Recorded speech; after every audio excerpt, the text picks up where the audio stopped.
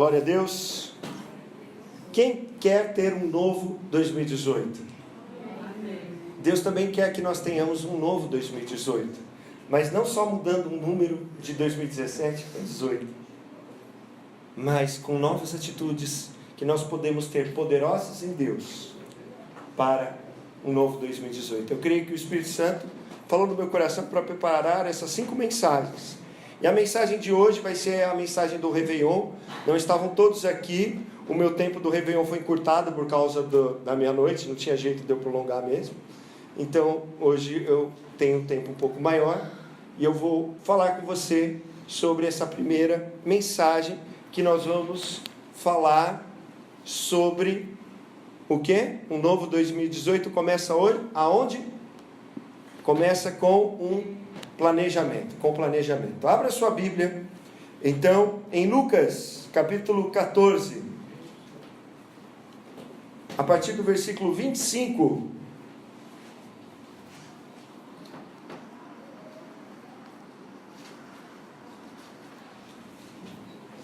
Segundo Timóteo 3, 16, 17, diz que a palavra de Deus, ela tem grande valor, era útil para nos ensinar, repreender, corrigir e educar na justiça, para sermos perfeitos em Deus e perfeitamente habilitados para a obra do Senhor.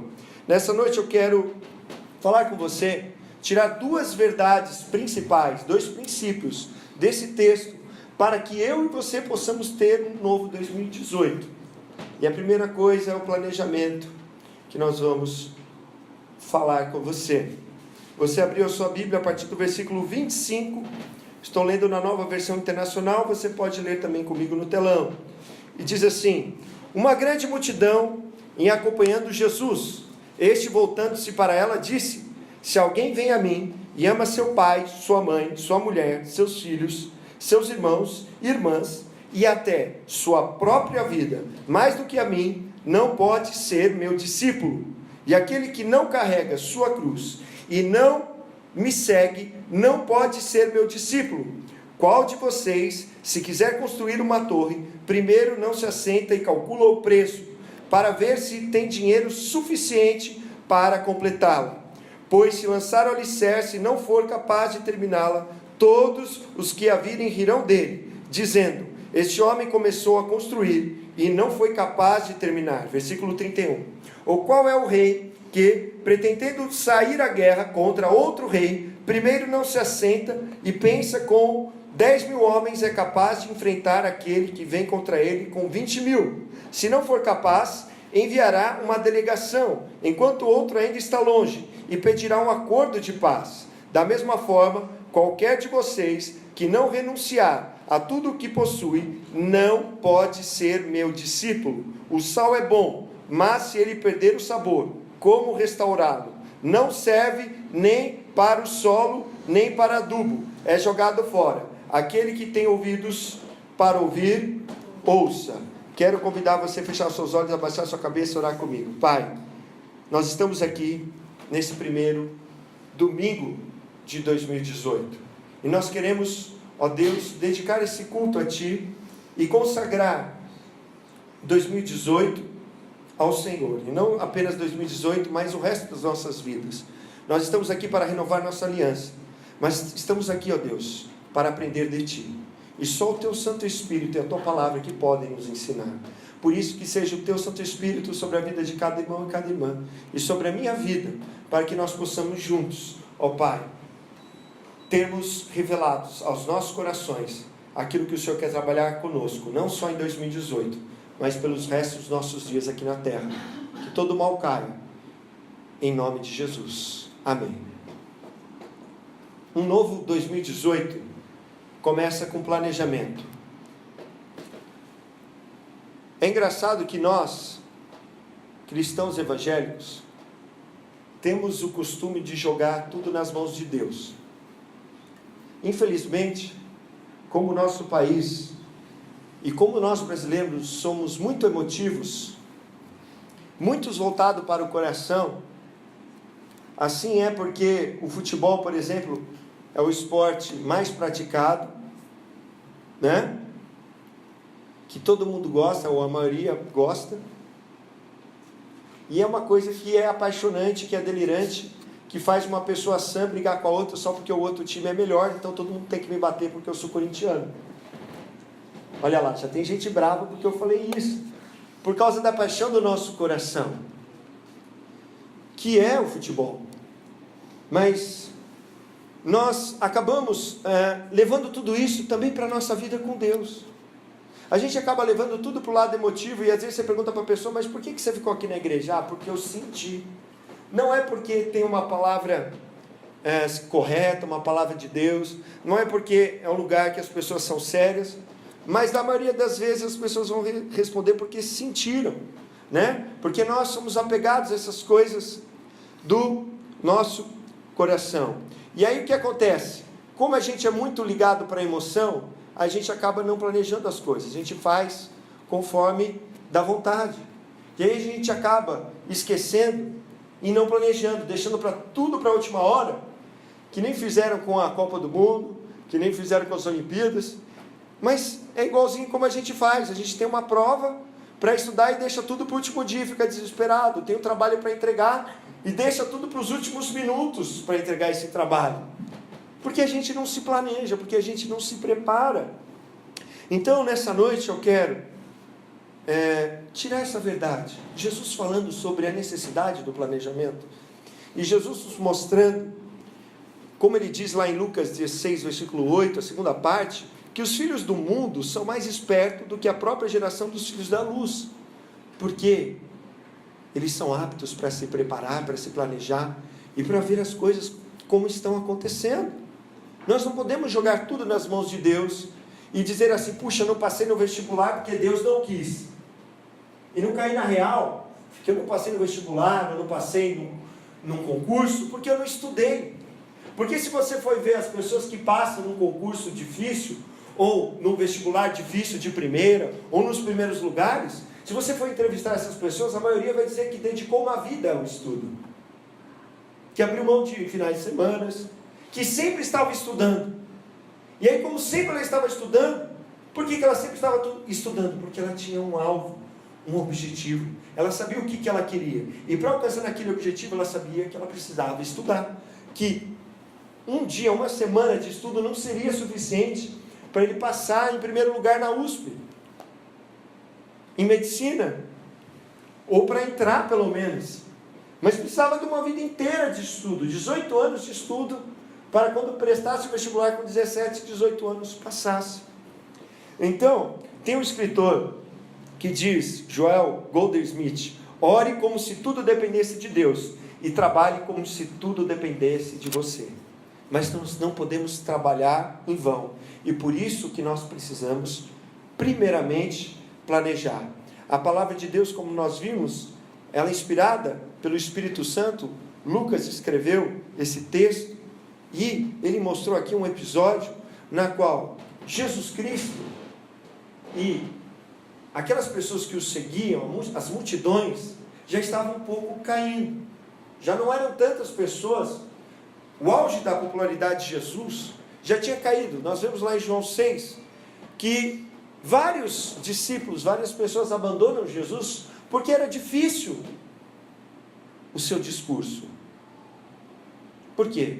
Porque Jesus tinha um alvo, Jesus tinha um planejamento, porque ele sabia de onde ele vinha e para onde ele ia. Ele sabia que o objetivo maior dele era morrer na cruz para nos salvar dos nossos pecados. Ele sabia que ele tinha que morrer por mim, por você na cruz, mas ele tinha um objetivo secundário, que era continuar essa mensagem da cruz pelos séculos, de geração em geração, até a segunda vinda dele. Então, para isso, por mais que Jesus visse multidões, ele precisava, no meio das multidões, encontrar discípulos, porque Jesus não confiava nos homens e nos testemunhos deles, mas, como diz lá em João 2, 24 e 25, por quê? Porque ele sabe que as pessoas são voláteis, como fizeram no domingo de Ramos, na entrada triunfal, no domingo, antes de Jesus ser crucificado, receberam Jesus como o rei, não como um rei, como o rei da profecia de Zacarias. E na sexta-feira, a mesma multidão condenou Jesus à morte, não só à morte, a morte de cruz, como nos mostram os 4 evangelhos. Crucificam, o que farei com Jesus o Cristo? Pilatos não queria crucificá-lo, mas a multidão gritou numa só voz: crucificam, crucificam, crucificam. Jesus não confiava, ele sabia que ele precisava de alguém para continuar a mensagem que ele veio trazer das boas novas do evangelho. E ele não podia confiar nas multidões, então ele via multidões, e ele falava assim: tem muita gente aqui, mas do meio dessa multidão, eu preciso tirar discípulos. Amém? A primeira coisa que nós vemos no texto é que no meio da quantidade se tira a qualidade. No meio de milhares de pessoas, a Bíblia diz na primeira multiplicação de pães, 5.000 homens fora mulheres e crianças. Na segunda, 4.000 homens fora mulheres e crianças. Se tivesse 4 por família, temos 20.000 na primeira, 16.000 pessoas na segunda. Mas ele chegava para as multidões e era duro com as multidões. Falava firme, por quê? Porque ele tinha um objetivo, porque ele sabia, como ele disse lá em João 16, versículo 7, ele disse para os discípulos: olha, eu vou embora, mas convém que eu vá embora. Por quê? Porque se eu for, eu vou até o Pai, e eu e o Pai vamos enviar para vocês o Espírito Santo, o Consolador, o Espírito da verdade. Porque se eu não for, eu não posso enviá-lo. Então ele sabia que ele precisava morrer, ressuscitar, mas que ele ia embora e partir em definitivo com o Pai. E ele precisava de pessoas que continuassem a pregação do Evangelho, para que o Evangelho chegasse de geração em geração pelos séculos. Então, no meio de 5.000, nós vemos que ele escolheu 12, nós vemos que ele escolheu 70. Nossa, no meio de 5.000, 12, 70, são quantos? 82? É pouco. Mas no meio da quantidade se tira a qualidade. E o que a gente aprende com isso? A gente aprende o seguinte: nós temos mais um ano. Que dia que é hoje? 7. Dia 7. Preste atenção, dia 7. 365 dias tem um ano, mais ou menos, não é? Nós temos 358 dias no ano. Nossa, tem bastante tempo. E aí a gente deixa tudo para depois. Mas você não vai conseguir chegar no objetivo que você tem, no seu sonho, aquilo que Deus tem colocado no seu coração, se você não começar dia após dia. Nós temos muita quantidade. Se olhar 357 dias, mas nós só podemos viver um dia de cada vez. Nós só podemos mudar nossa história com um dia de cada vez. Eu não me tornei um pastor no primeiro dia. Se passaram 8 anos. Se eu falasse assim: puxa, tem que fazer teologia, tem que passar pelo seminário, tem que emancipar uma igreja, tem que ir para o campo missionário, tem que ser aprovado, tem que fazer uma prova de 3.500 páginas, que tem que estudar para a prova. Não, eu fui fazendo passo por passo, dia após. Tive que abrir mão de algumas coisas, tive que parar na segunda-feira que eu ia para a faculdade, eu tive que abrir mão do meu serviço. Então você vai ter que abrir mão de algumas coisas, para que você consiga fazer isso que você tem em mente. Você tem que olhar para esse objetivo, mas você tem que olhar: como que eu vou alcançar esse objetivo? Jesus tinha isso em mente, e por isso que ele olhava para a multidão, mas não se iludia. Ele falou: eu preciso de discípulos, senão não vai ter ninguém. Se só tivesse multidão e não tivesse discípulos, Jesus ia morrer, ressuscitar, e quem que ia passar a palavra para nós? Ia chegar hoje, não ia ter igreja metodista no Planalto Verde, porque ninguém passou a história, ninguém passou o Evangelho. Então nós temos que olhar para cada dia após dia e tirarmos qualidade. E no dia após dia nós vamos chegar no nosso objetivo, que parece que nós temos muitos dias. Amém?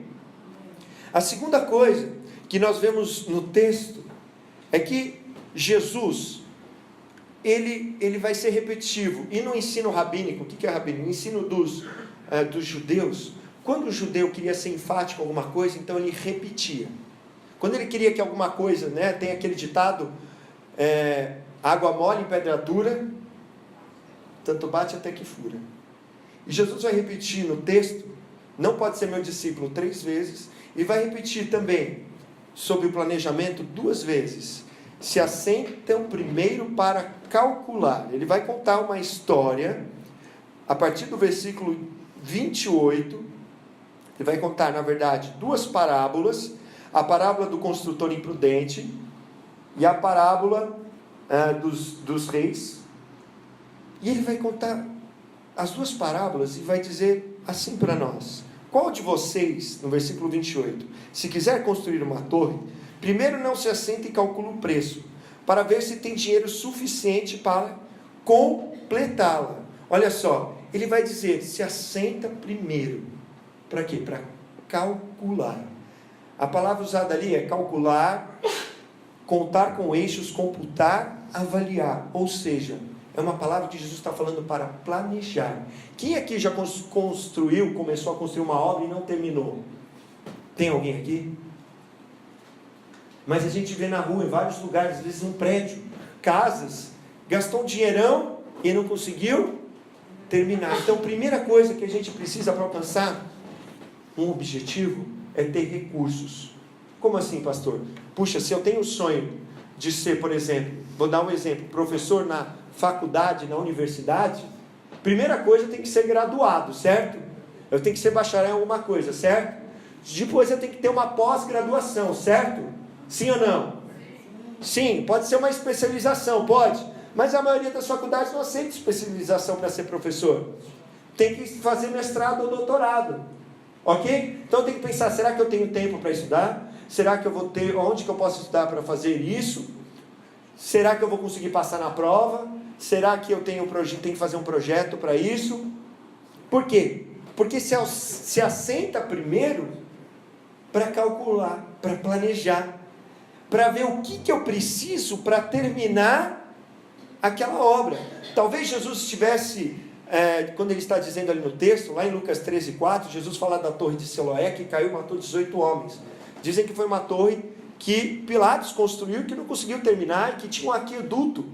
Enquanto Jesus estava falando isso, talvez eles estavam lembrando disso e falando, puxa, é verdade, ele começou a construir uma torre, não deu certo e ainda mais matou 18 pessoas. Então Jesus está nos mostrando o quê? Se nós não tivermos recursos para aquele sonho que você tem, ok? Se nós não tivermos requisitos para isso, quando nós chegarmos diante desse nosso problema, diante desse objetivo que nós queremos alcançar, né, que vai gerar problema no sentido, eu preciso conseguir algo, eu não vou conseguir realizar. E daí não vai adiantar ficar frustrado e colocar a culpa em Deus. Se eu preciso, puxa, eu queria tanto exercer medicina, mas você não quer estudar, vai ser médico, vai falsificar como é que chama? CRM? Aí você é preso. Não pode. Puxa, mas Deus colocou no meu coração. Sim, mas você tem que fazer a faculdade de medicina.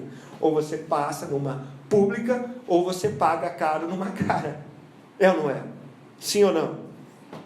Então Deus está mostrando para nós que nós precisamos, antes de chegar no nosso objetivo, sentar e calcular, planejar, para ver se eu tenho recurso. Mas, no entanto, nesse primeiro exemplo, eu posso ficar parado. Um homem pode construir ou não construir a torre, pode ficar neutro. Puxa, não tenho dinheiro agora, então vou primeiro a juntar dinheiro, ou primeiro vou conseguir fazer o projeto, para que depois eu faça isso. Então você para aquele projeto por um tempo, para que você tenha recurso para alcançá-lo, não abandona aquele projeto, mas no primeiro momento você fica neutro, você não faz nada. Mas aí Jesus continua dizendo no versículo 31, e ele vai contar uma outra história, e vai dizer novamente, se assenta primeiro para calcular, está falando do planejamento. Você quer um novo 2018? Então a primeira arma poderosa em Deus é planejar. Então ele está dizendo agora, olha só, ou qual é o rei que pretende sair à guerra contra outro rei, primeiro não se assenta e pensa se com 10.000 homens é capaz de enfrentar aquele que vem contra ele com 20.000. Puxa, eu tenho 10.000 homens, o outro está vindo com 20.000. Se eu for para a guerra e não conseguir derrotar o meu inimigo, o que acontece numa guerra? Ou você morre ou você vira prisioneiro. Então, agora não dá para ficar neutro. Agora é o seguinte, ou vai, ou racha, não tem jeito. Ou eu tomo uma atitude, ou eu vou perder de qualquer jeito, porque ele está vindo contra mim. Então o que Jesus está dizendo aqui? Agora não dá para ficar neutro. você tem que entender que para planejar, você precisa ter força, mas, preste atenção, diante do relógio do tempo, não dá para falar assim, ó, para tempo, espera um pouquinho, espera uns 5 anos, e daqui 5 anos eu vou tentar alcançar esse objetivo. Se você não começar a planejar, você vai começar a cantar a música do Zeca Pagodinho. Qual que é a música do Zeca Pagodinho? E a vida vai te levando. E você não vai chegar a lugar nenhum. Porque se o rei não se planejar, ele tem que falar assim, puxa, eu acho que eu consigo ganhar a guerra com 10 mil. Meus homens são mais fortes, tenho uma guerra melhor, tenho um planejamento melhor, tenho armas melhor, vou ganhar. Tenho melhores soldados, vou vencer. Então vai lá e luta. Ok? Pagou um alto preço, tem que ter muita força para ganhar de quem tem 20 mil. Agora, se eu decidir, puxa, eu ver que eu não tenho força, eu posso fazer um acordo. Quando fazia um acordo de paz com outro rei, o que acontecia? Você tinha que pagar para outro rei. Você acha que ele ia fazer um acordo de paz de graça? Ele ia cobrar de você tributo naquele momento, e tributo, ele ia cobrar imposto, porque imposto a gente não escolhe pagar, já tiram do nosso salário, já tiram da hora que a gente vai comprar, é imposto, certo? Ele tem que ver, puxa, vou ter que pagar para o resto da vida para o outro rei. Então a gente pode escolher fazer um acordo de paz, que aparentemente é mais fácil, sempre tem a saída mais curta. Eu faço um acordo de paz. Não, deixa para lá esse meu sonho. Mas vai te cobrar o resto da vida, que você não realizou. E aí você vai falar sempre se. O tempo passou e nós perdemos. Então, olha só como que é importante nós planejarmos. Você quer um novo 2018? Você tem algum sonho? Então você tem que ver como que você vai alcançá-lo. E Deus vai te abençoar. Como eu, quando fiz a faculdade de Educação Física, teve um momento que eu não tinha recursos para pagar a faculdade. Eu estava devendo para a faculdade. Mas eu criei em Deus. Eu falei, não, se Deus quiser, eu vou continuar. E no dia que eu fui fazer a matrícula, deu um problema lá, e fizeram a minha matrícula na mão no último dia. Porque eu não podia fazer matrícula porque eu estava devendo. Só que eu não sabia que eu não podia fazer a matrícula devendo. Mas Deus agiu, porque eu confiei nele. Depois dividiram de uma forma que a gente podia pagar. Nós pagamos, eu continuei a faculdade. Só que eu não podia faltar um dia sequer, porque eu entrei com 25% de falta, porque eu fiz matrícula no último dia. E daí me deram falta. Eu cheguei para os professores, não me dá falta. Olha, eu venho da natação, eu chego aqui no treino, eu chego aqui na aula do treino, eu tenho que jantar, senão eu vou morrer. Mas eu não posso tomar falta. E me deram falta. Eu me matava para chegar até no horário, 7h30.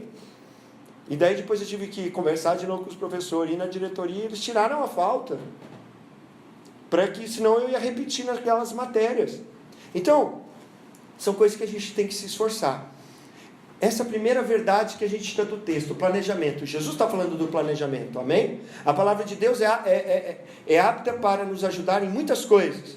Mas olha só, ele tem um alvo aqui. Como eu falei aqui no começo, qual que era o alvo de Jesus nesse discurso? Qual que era o alvo de Jesus? Qual que era o objetivo?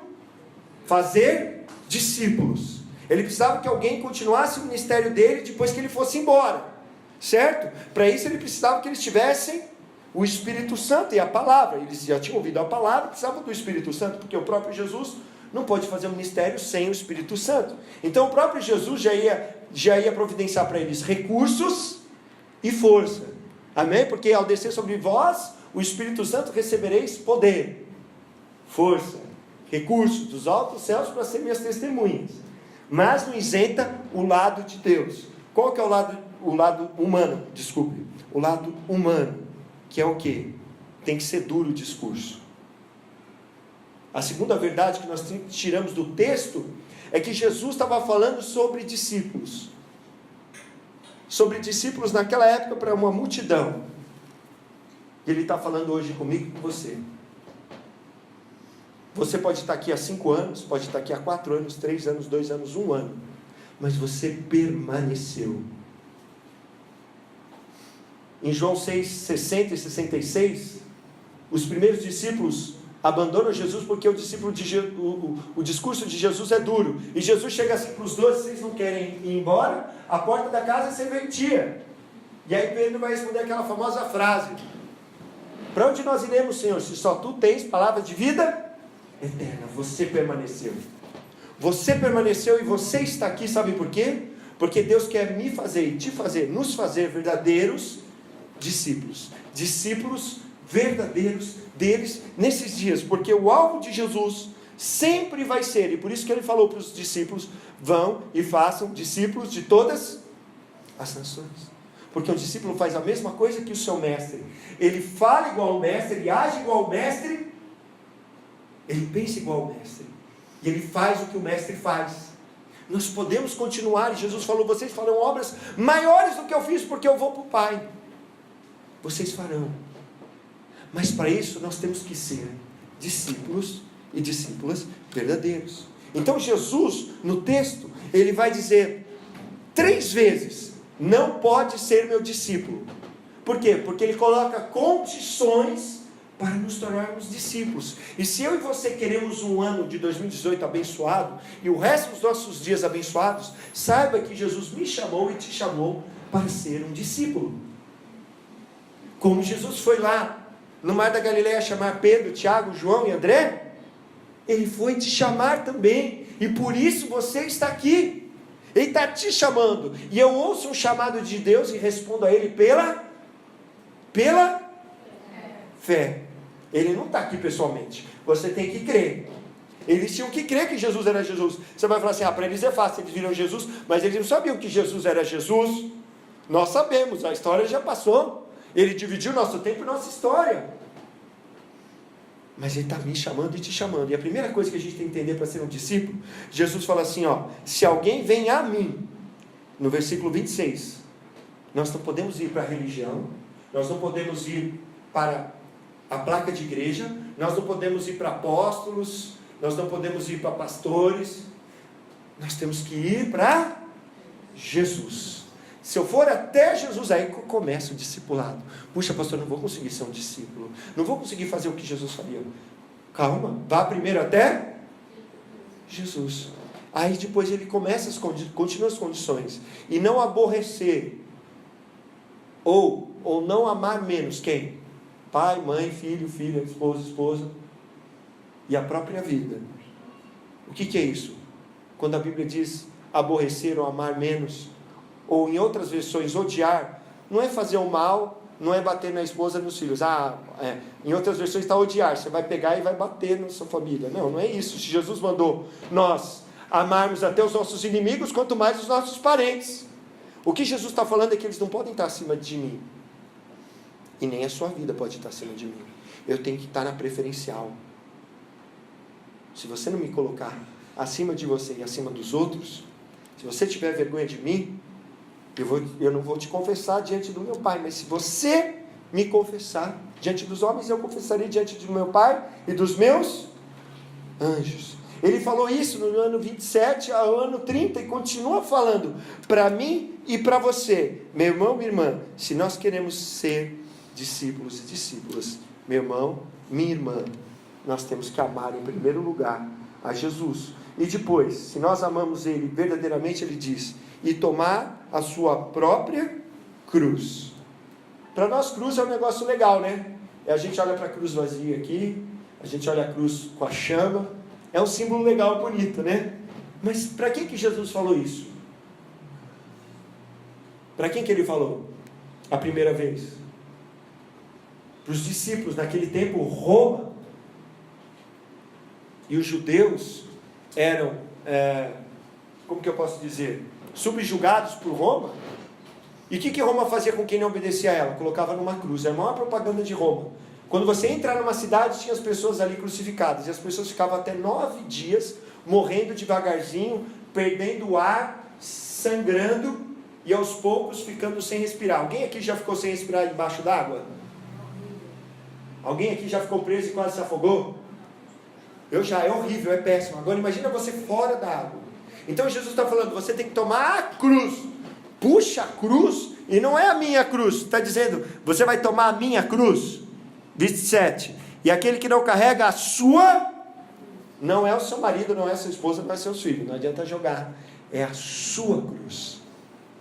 Quando alguém era condenado, como Jesus foi, ele pegou a cruz onde ele estava, onde ele foi condenado, depois que ele foi esbofeteado, maltratado, e teve que carregar a cruz até o Gólgota. Ele estava tão maltratado que depois pediram para Simão de Cirene ajudar para levar a cruz. Mas Jesus, até onde aguentou, ele levou a cruz. E o que nós temos que fazer? Nós temos que levar a cruz por toda a vida. Até quando? Até o lugar de morte. Até o fim. Até o lugar onde a gente vai crucificado. Porque se nós vivemos com Cristo, nós só vivemos com Cristo e fomos crucificados com Ele na sua morte. Agora não é mais Cristo que vive em mim, não é mais eu que vivo em mim, mas Cristo que vive em mim. E aí depois disso, o que vai acontecer? Ele vai dizer assim, no versículo